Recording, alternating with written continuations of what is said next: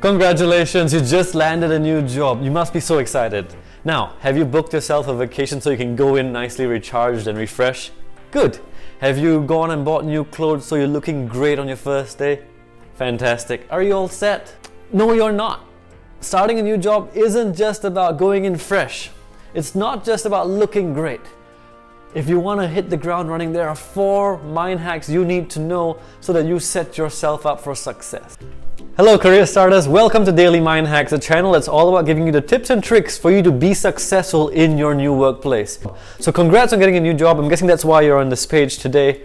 I've got 4 mind hacks to share with you, and 3 of them come from Daniel Pink, the Stanford psychologist who just wrote a book called When: The Scientific Secrets of Perfect Timing. Now before you start a new job, you're probably feeling quite nervous, right? That's completely normal. Here's the mind hack I recommend. Visualize. Now I spoke about it in video 1 of Daily Mind Hacks and I recommend it again.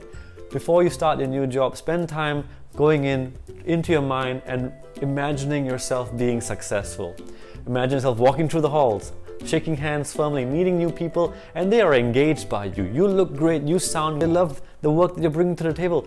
You look at their expressions, they love to see you around. They're totally happy with you. You feel engaged by the work. Imagine all that. Now, as you imagine that daily, your confidence will rise. When you walk through that door finally, you'll feel like, hey, I've been here before. Mind hack number 2, build strong relationships. At the workplace, relationship capital is key. It's who you know, how much they like you, that's going to really impact the kind of projects you get brought on and what people say behind your back when you're not in the room.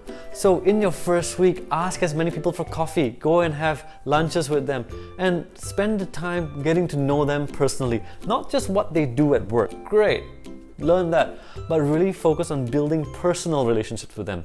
Find things that you can laugh about, find things that you share in common, so that when you walk past them in the hallway, you can just bring that up and have some fun, quick banter on the fly. That relationship capital is going to hold key in getting you a good reputation and making people want to work with you. Now, mind hack number 3 is something I wish I knew when I started my current university job 3 years ago. When I joined, I was an extrovert, so speaking up was not a problem and I spoke up way too much. I wanted to be seen as a contributor, so I shared ideas all the time. I volunteered for projects. I was just everywhere, dominating conversations as a new guy. That was a bad move. And in fact, according to the research, while people are actually impressed by someone who has a lot of charisma at the very start, once the extroversion preference drops, they start to disengage from that person. They start to judge and be skeptical about the quality of the work they actually bring. So here's the mind hack. Let your results speak for itself.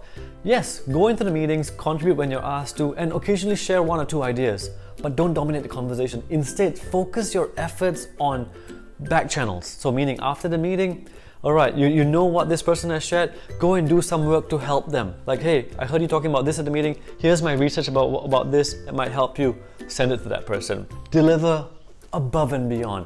Look, I know I made a video about standing up and speaking up in my last week's mind hack.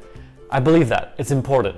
But this advice is strictly for extroverts when you're fresh to a job. So yes, speak up, contribute, but if you're an extrovert with a natural tendency to speak up anyway, taper it down at the start. Let your results speak for yourself, win the credibility before you start really talking a lot. Okay, so the final mind hack. Find small wins. When you start a new job at this early stage of your career, you are aware of your incompetence. No offense, right? But you know there are many things you don't actually know. So your confidence is going to take a hit when you find yourself up against difficult tasks that you're not making much progress on. That is why it is critical to identify things that you have done well. Pat yourself on the back. So Harvard psychologist Theresa Amabile started the diary entries of 12,000 workers at work. Now, and what she found was that their biggest source of motivation was not their salary, their rewards, their benefits. No, the biggest source of motivation was seeing themselves make progress at work. So here's what you can do to notice your progress. Every night when you're walking out of the office, ask yourself, what's one thing I learned today? Or 2, what's one thing I did better today? Okay, so that's it. The 4 mind hacks you can use to set yourself up for success in your new job. That's it, guys. Now, I would love to hear what are some of the tips and tricks you use to get off to a good start at the workplace. Write that in the comments. And please don't forget to like, share, subscribe. Thank you very much. Hope you enjoyed this. Bye-bye.